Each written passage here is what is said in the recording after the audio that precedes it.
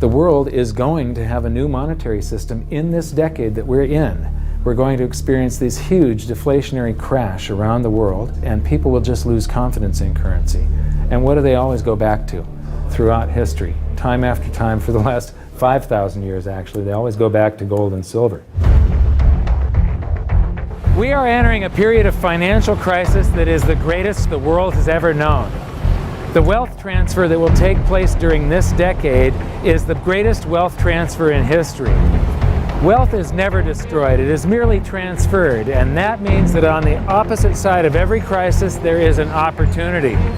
The great news is that all you have to do to turn this crisis into your great opportunity is to educate yourself. I believe that the best investment that you can make in your lifetime is your own education. Education on the history of money, education on finance, education on how the global economy works, education on how all of these guys, the central bankers, the stock market, how they can cheat you, how they can scam you. If you learn what is going on and how the financial world works, you can put yourself on the correct side of this wealth transfer.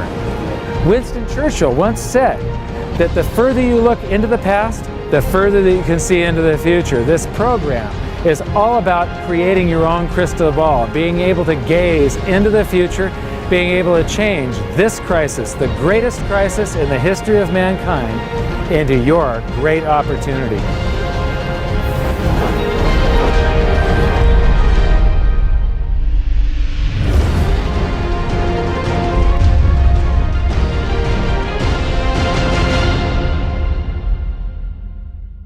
So it all started back in 1999 when my sister and I hired a financial planner to help my mother with her assets, and we gave him control of the family's assets, and in the next year and a half he lost 50% of what she had. You know, he would come to us every 6 months, we'd have a meeting, and he'd have this smile on his face, just ear-to-ear smile, going, "We did really well. The S&P lost 24% and you only lost 18." And so I fired him and I moved all of her assets to cash, and I dove into studying the financial markets, which led me into studying the economy. And when you start reading about the global economy, the people that are concerned with trade deficits and budget deficits, it's the hard money advocates, the gold community. And once I started reading them, they also write about monetary history, and then I really fell in love. Because monetary history just repeats and repeats over and over again, echoing all the way back to the beginnings of civilization.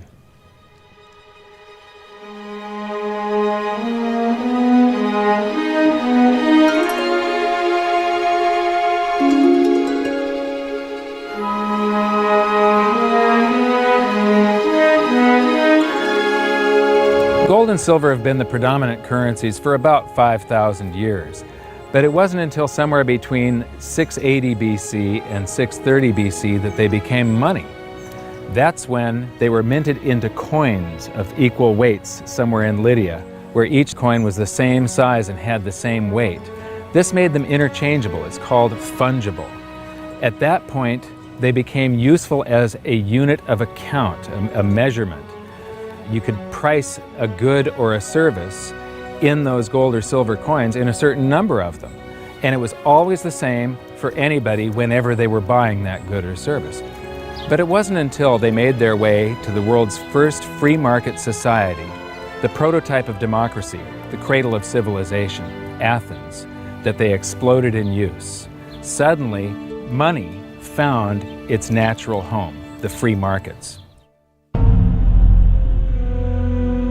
Athens was the first society to have a working tax system and free markets. This enabled them to rise to the pinnacle of civilization. Their prosperity allowed them to create great works of art and achieve a level of architecture and engineering that the world had not yet seen. Here we are 2,500 years later, and people are still in awe of their achievements. It was truly a fantastic period in human history, and the Athens star shone brightly for many years. So this begs the question, what went wrong? How did such a great and powerful civilization fall? The answer lies in the same pattern that we see throughout history: too much greed and too much war. It was when the Athenians got involved in the Peloponnesian Wars, a war with Sparta, that their monetary problems began. First, they lost access to their gold and silver mines.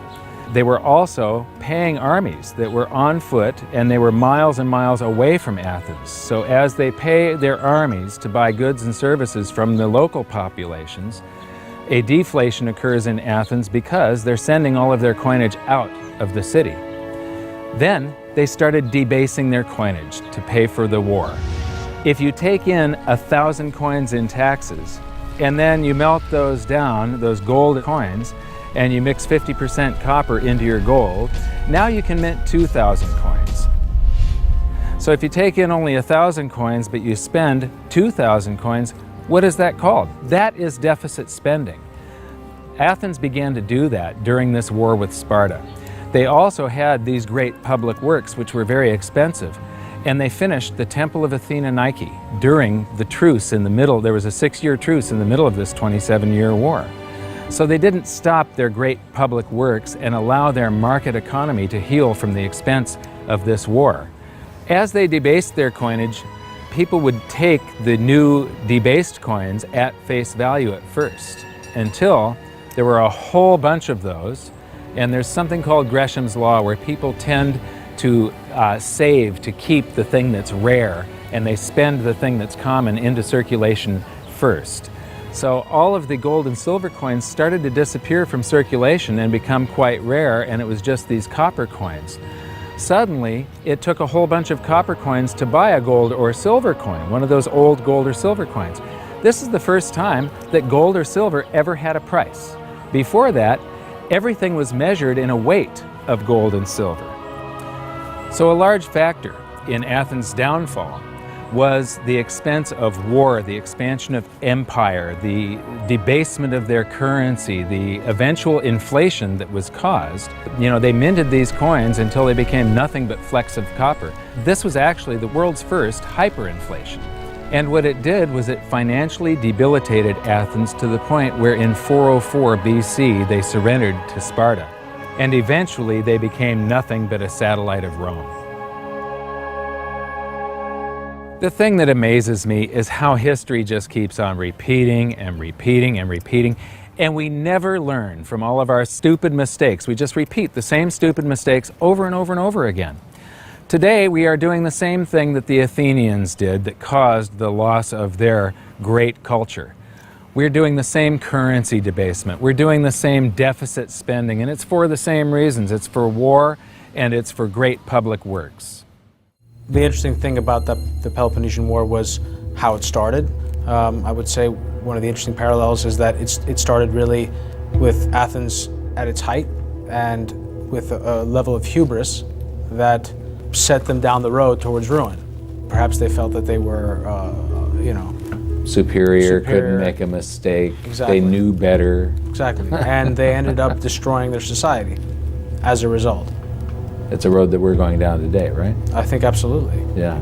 There was a play written shortly after the Peloponnesian Wars about the worthlessness of the copper flecks that were their coinage at the time. So we go from gold and silver, very high value money, to a currency that has a face value. And it's the first example that I can find in history where a war and great public works were being funded through deficit spending. What you've just seen is the first recorded example of one of the most predictable hidden secrets of money, the 7 stages of empire. It's a long-term cycle that echoes throughout history right to this very day and is basically a societal pendulum that swings from quality money to quantity currency and back again to quality money. It always plays out in 7 stages. It always ends with gold delivering a knockout blow to debased currencies. And it goes like this. Stage 1. A country starts out with good money, which is either gold or silver, or it's backed by gold or silver. Stage 2. As it develops economically and socially, it begins to take on more and more economic burdens, adding layer upon layer of public works. Stage 3. As its economic affluence grows, so does its political influence, and it increases expenditures to fund a massive military. Stage 4. Eventually, it puts its military to use, and expenditures explode. Stage 5. To fund the war, it steals the wealth of its people by debasing their coinage with base metals, or by replacing their money with currency that can be created in unlimited quantities. Stage 6. The loss in purchasing power of the expanded currency supply is sensed by the population and the financial markets, triggering a loss of faith in the currency. Stage 7.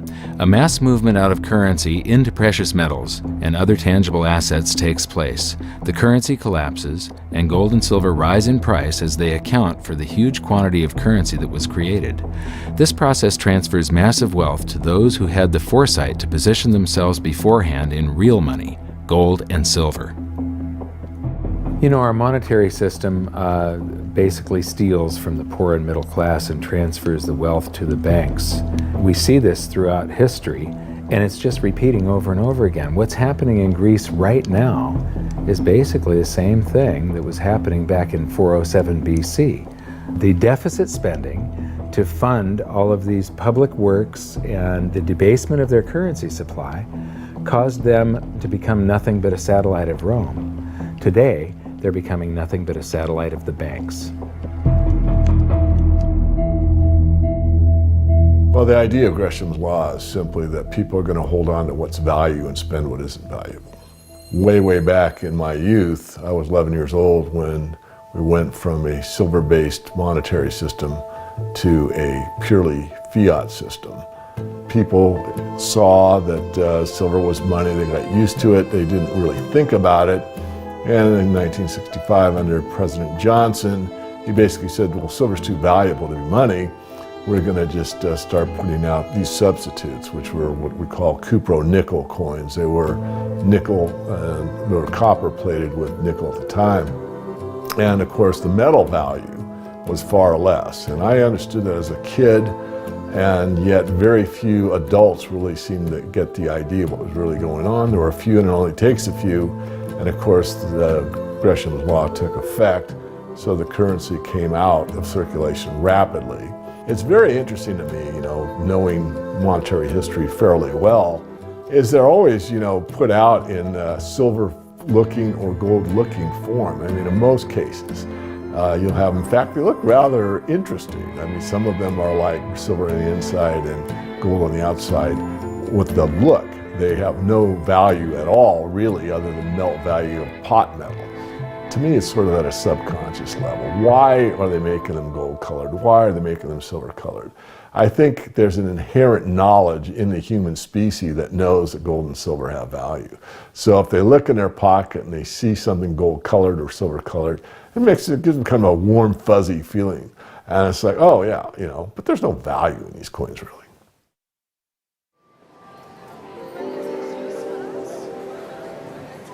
The next question is, how does this affect you? My next stop was in London, where I'd been asked to give a presentation to a group of businessmen. They wanted to understand the reason that gold had surged recently, and I explained to them that to understand gold, you have to understand monetary history. Once you see where we've come from, you can get a much clearer understanding of how the 7 stages of empire are playing out right now. We weren't allowed to show their faces, but we were allowed to film my presentation. So here it is, the last 140 years of monetary history condensed into just 10 minutes. Keep the 7 stages of empire in mind, and as you watch this, see if you can recognize the signs. Everybody thinks the US dollar is still as good as gold, and it hasn't been since 1971. This is the world monetary systems. From 1873, when Germany went on the classical gold standard, where each unit of currency is backed up by an equivalent amount of gold in the treasury. In the United States, $20 bill, $20 gold piece in the vaults. Go into any bank, slap down your currency, which was a receipt for money, a claim check on money, ask for your money, gold and silver, and they would give it to you. So this shows, this is currency, this is money. Otherwise, there was no reason for any government to store gold in their vaults and then print this currency that was backed by gold. This is what gives confidence in that, and it gives governments the ability to start this scam in the first place, where they print these receipts for gold, and then they can print more of them than gold that exists. And that happened when we got to World War I, and all the combatants stopped redemption rights. You could no longer go in the bank and trade your pounds, lira, marks, francs, no longer redeemable in gold, and they lit up the printing presses and started printing like crazy. Then between the wars, they went on something called the gold exchange standard, where currencies would be backed partially by gold. So in the United States, under the Federal Reserve Act of 1913, the Federal Reserve was allowed to put $50 worth of claim checks on gold, currency in circulation, backed up by only $20 worth of gold. So it was a 40% reserve ratio. For every $20 gold piece in the vault, they could put $50 in circulation. We're the dollars of the nation on parade. We're the biggest batch of dollars ever made. Oh, we used to march by millions, but now we march by billions, and maybe we'll be trillions for your dead. We're the dollars. Then we get to 1944. Now, during both wars, Europe paid the U.S. with gold. During World War I, the U.S. didn't get into the war until the very end of it. We didn't really have troops on the ground here in any quantity until the last 6 months of the war. So for the first 4 years or so, we're selling you, you take all of your young men off of the farms and turn them into soldiers. You take your factories that make toasters and they start making machine guns. Your factories that made cars are now building tanks. And so you turn your economy toward war, and all of your consumer goods and your grains had to be imported from the United States, and you paid us with gold. Then in World War II, Hitler starts saber rattling in 1936, annexes Austria in 38, invades Poland in 39. Pearl Harbor wasn't until the end of 1941. We didn't have troops on the ground until, I believe, August of 42. So again, there's like 6 years where you're paying us with your gold and we're selling you stuff. This is where Americans have this myth that war is good for the economy. War is good for the economy if you're not in it and you're selling them the tools of the trade. Yes, America's national income gets bigger and bigger. In 1943, it was $142 billion. That was double the 1939 figure, triple the figure for 1933. But by the end of World War II, the U.S. had 2/3 of all the world's monetary gold, the central bank gold, and the rest of the world had to share the other third, and Europe had none. So the world monetary system was no longer going to work. It would collapse. But we had made all these loans of dollars to Europe, so Europe was flooded with dollars. And so representatives from around the world met at Bretton Woods, New Hampshire in 1944.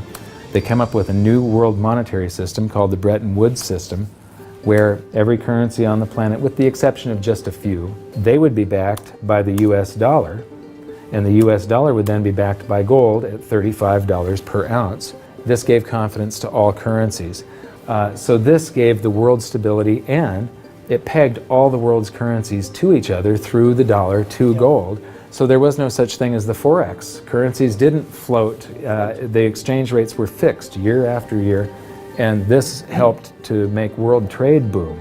Then the dollar standard starts because we kept on printing dollars. Under the Bretton Woods system, there was no reserve ratio established where the US actually had to have a certain amount of gold for how many dollars we created. So we had done a bunch of deficit spending for Korea, for Vietnam, for Johnson's Great Society, and expanded the currency supply, the amount of paper dollars in circulation, and exported them all over the world. And then in the 60s, Charles de Gaulle, president of France, realizes that we don't have the gold to back up the dollars. Le fait que beaucoup d'États acceptent par principe des dollars au même titre que de l'or entraîne les Américains à s'endetter et à s'endetter gratuitement vis-à-vis de l'étranger, car ce qu'ils lui doivent, ils le lui payent avec des dollars qu'il ne tient qu'à eux d'émettre. Nous estimons nécessaire que les échanges internationaux soient établis, comme c'était le cas avant les grands malheurs du monde, sur une base monétaire indiscutable et qui ne porte la marque d'aucun pays en particulier. Quelle base? En vérité, on ne voit pas qu'il puisse y avoir réellement de critères, d'étalons autres que l'or. And he starts asking, France asks for their gold and trades in the dollars. And at that point, other countries saw this and start jumping on board. And the US lost 50% of its gold from 1959 to 1971. But we still had, in 71, about 12 times more dollars that we had created than there was gold.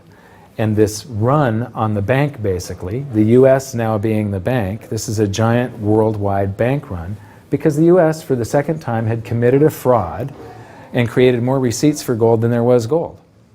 It's that simple. And then finally, the markets sort of sensed this.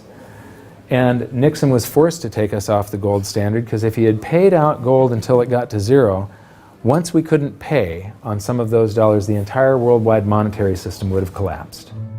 I have directed Secretary Connally to suspend temporarily the convertibility of the dollar into gold or other reserve assets, except in amounts and conditions determined to be in the interest of monetary stability and in the best interest of the United States.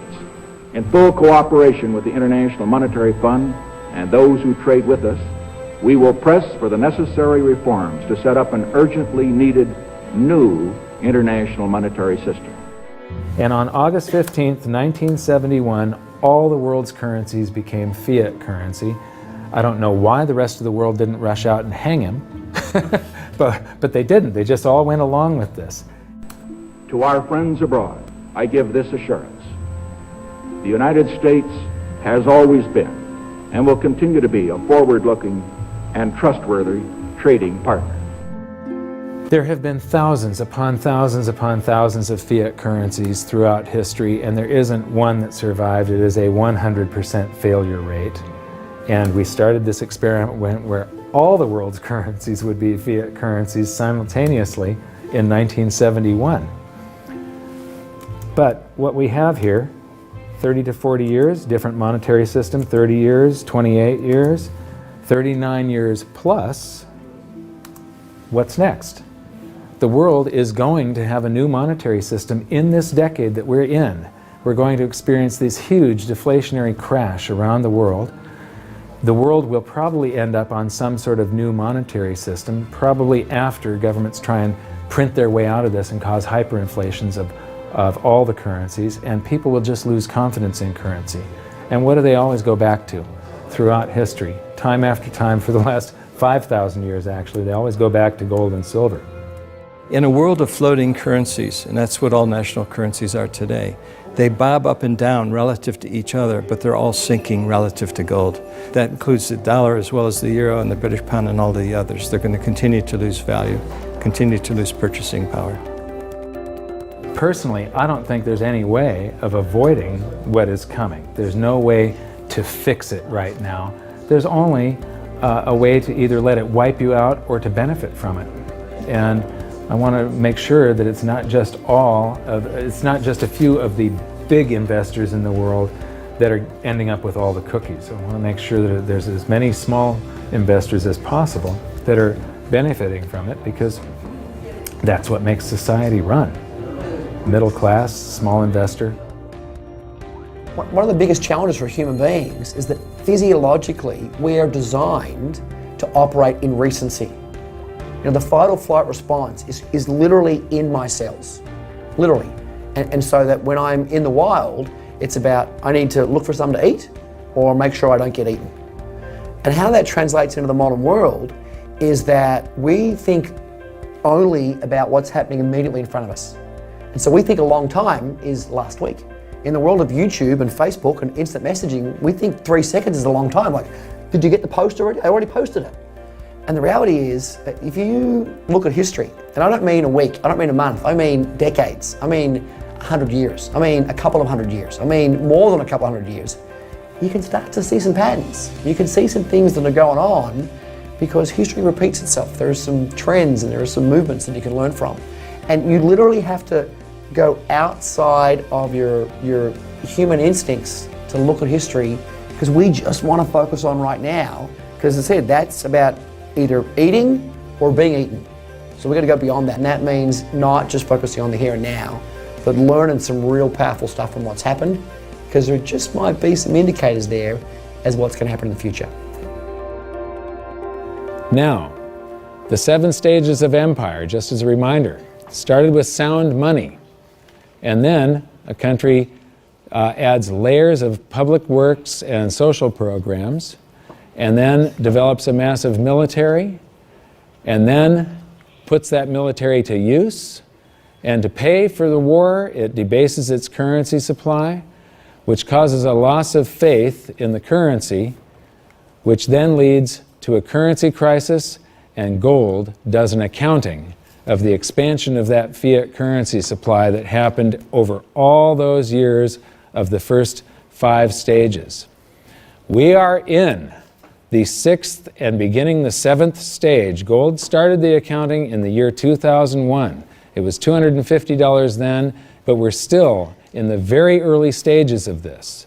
Well, that's right. I think one of the problems with gold is people just don't understand it. I mean, for one thing, it's sort of been banished from the curriculum for 35 years. We have going on 2 generations of academics and scholars who have never studied gold.